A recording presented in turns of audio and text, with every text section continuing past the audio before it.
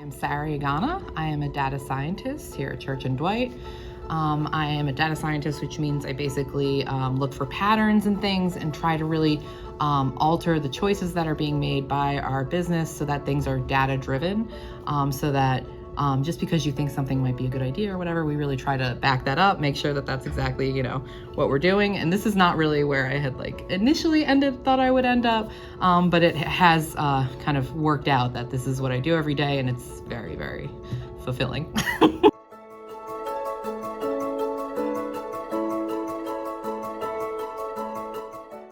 I like that every day I'm doing something different. There's a lot of variability. At the end of the day, data scientists are really problem solvers. So they are kind of taking on whatever comes. I like that sometimes I'm leading a project, sometimes I'm kind of mentoring someone who's an associate data scientist. Other days, I'm just a sounding board for a much bigger team.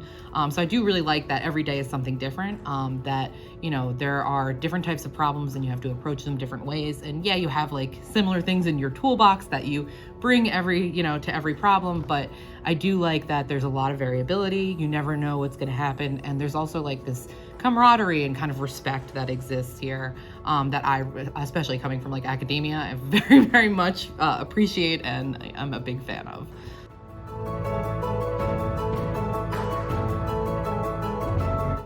Yeah, this is a really important thing, right? We got to make sure we're all speaking the same language to some extent. And this is actually very interesting because I've been at Church and Dwight a little over a year now. And one of the first projects I was put on was to actually define okay, what is the language that we're going to be speaking? If somebody says household penetration, what does that mean, right? Are we going to all be talking about the same thing? How are these sorts of things going to be going? So it is one thing is to actually make sure that we are all on the same page. We're all talking about the same thing, but also there's definitely an element to kind of breaking down what you're talking about to different levels of audiences with different data acumen levels. There's definitely something towards kind of thinking about it as, okay, if I wasn't in this field at all, right, and you were just in the elevator, what would that elevator pitch be? I'm also, I worked as a professor for a little bit, so that also helps, right, being able to kind of readjust what you're saying. I think that with data, the best thing to do, and a lot of what I'm doing is about telling stories. And then with that storytelling ability, it makes it easier for people to follow along, right? We've been listening to stories our whole life, right? So that definitely helps convey messages, and kind of excites people when they otherwise would just see Excel charts and be like, ooh. So that's definitely a good avenue there.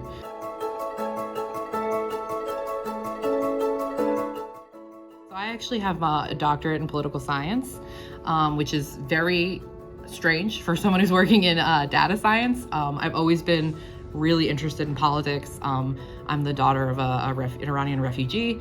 So to me, when I was very young, things with democracy and, the freedom of speech and stuff have always been very instilled in me. I, was always very interested in, was a political junkie at a young age, right? Watching media. I remember at 8 years old, I started volunteering for campaigns. My poor father would just drop me off and be like, okay. But so I've always been really interested in this, and I went to school and I decided, okay, I'm going to study this. This is something I really like. I might have talents and skills in other areas, but this is something that I'm really passionate about, which is not always the case with social sciences too.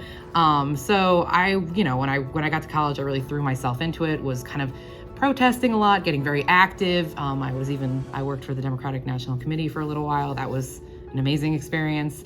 This is all 2012, before things got a little crazy. But so that was really something I liked. But what I realized is that you're kind of a pawn in a bigger scheme, right? Someone else is managing that.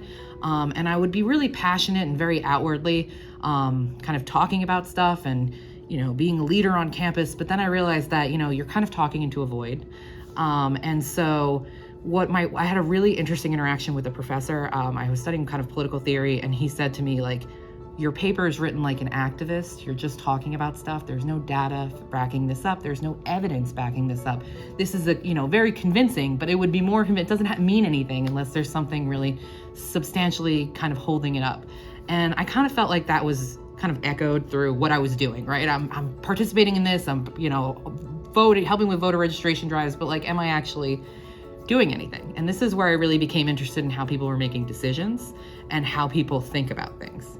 It's a fun little story. And so I actually ended up taking on a psychology degree and became very interested in kind of how people think about things and why they make the choices they do.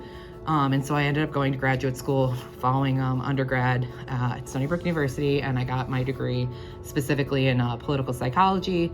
And while I was there, I became very interested in decisions, human behavior and stuff.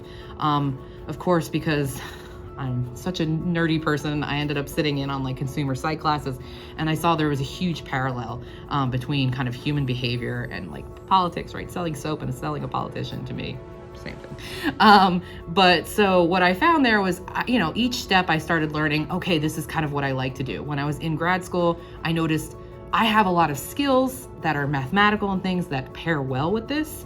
And this is something that not a lot of people lean into. So this is a niche little area where I can kind of do what I want to do. I'm pushing these beliefs, I'm understanding this sort of stuff, trying to figure out what's going on. But I also get to use kind of that mathematical acumen that I have to help back it up. And it's kind of paired together very well and kind of come full circle. I think also being in the position I was, I learned that once you kind of understand how to address research and kind of go through stuff, the content is somewhat not irrelevant, but specialized. You can kind of pick it up, which is actually how I ended up going from political science to kind of manufacturing here and understanding the consumer. It was really about kind of figuring out what I'm interested in, and then you can really apply it anywhere.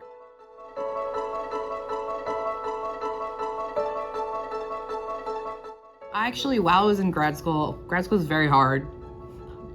God bless anyone who goes through it. It's very tough. But I remember I was really struggling, and my father kept telling me, "You're good at math. You should have just been an engineer. Like you would have had a job. You'd be happy. Like you'd be living your life." And I was like, sometimes I really felt that he was right. And I was very down. I was like, oh, why did I go into political science? Like, what is this? But I really realized that, especially now with how happy I am with the position that I have, I'm really grateful that I didn't do that. Because while I was always like very good with numbers and I was on the physics team, again, real cool. These are the types of things where if you don't follow what you're interested in, you can't like really figure out what's good for you. A lot of people say, do what you, if you do like what you do, you're not working any day in your life, that whole Confucius little thing. But I really think that sometimes it's easy to lean into what you're good at, which I'm not saying, you shouldn't do, but you should lean into what you like and find ways to apply what you're good at to it. Like to me, it was really important, I was very doe-eyed, I want to change the world sort of thing. But I kept going through that. And I do feel like, this is always a joke between soft sciences and hard sciences, physics is easy. You have the answer. Like with people are complicated, right? And I've always found that, I'm really happy that I went down this avenue, even though it was kind of non-traditional, that I was able to really figure out what my skills were. And there was a lot of times where it was like, oh, I guess that's another thing I don't want to do. You got to be really honest with yourself too about like what you're interested in. If you like this, I think sometimes we have images of ourselves of what we want to be and what we want to look like. When I went to college, I was planning on going to law school. I followed a lawyer for a day and said, no way. You got to be honest with yourself about what you like and what you're good at. But I really think like you should lean into what you're passionate to, because I really think that will make you at the end of the day feel like you're enjoying what you're doing.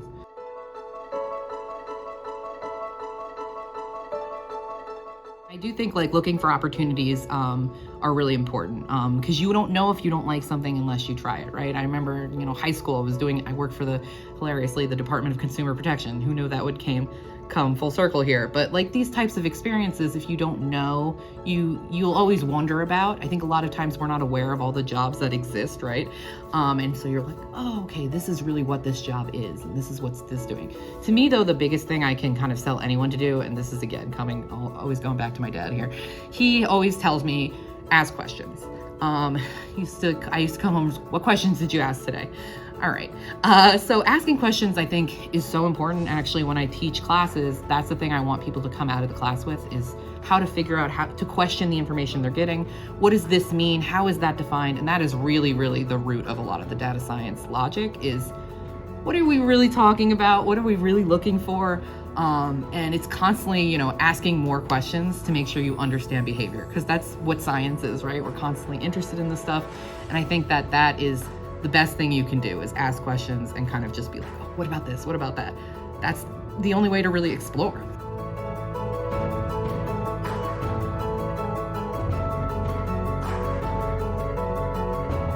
So for me, a big thing, especially being a woman in this field, is respect. I came out of academia, which is a very competitive area where there's a lot of implicit bias. And it is, I mean, even having a doctorate, still sometimes I'm talked down to, especially with numbers and things like that. That's not the case here at all. But I think that is, I want to be able to be comfortable to say something. If you don't know something, that's totally okay. Just say, I'd rather you tell me you don't know it than say you know it. And then, so I do think that is something that I really like. I love the curiosity element. I think you have to naturally be interested in this.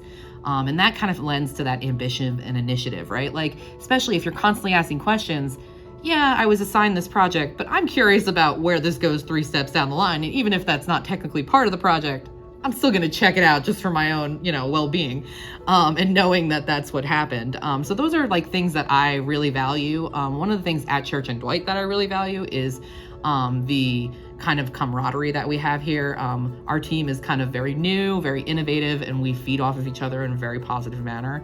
And that right now we're looking for kind of people who, that sounds so weird, but whose vibes go really well, because we want to maintain that kind of atmosphere of curiosity and safety to some extent. You have that respect that's in there, but also like it's cool to throw out outlandish ideas because that's where creativity comes from, right? So there needs to be that respect, but also that curiosity and interest.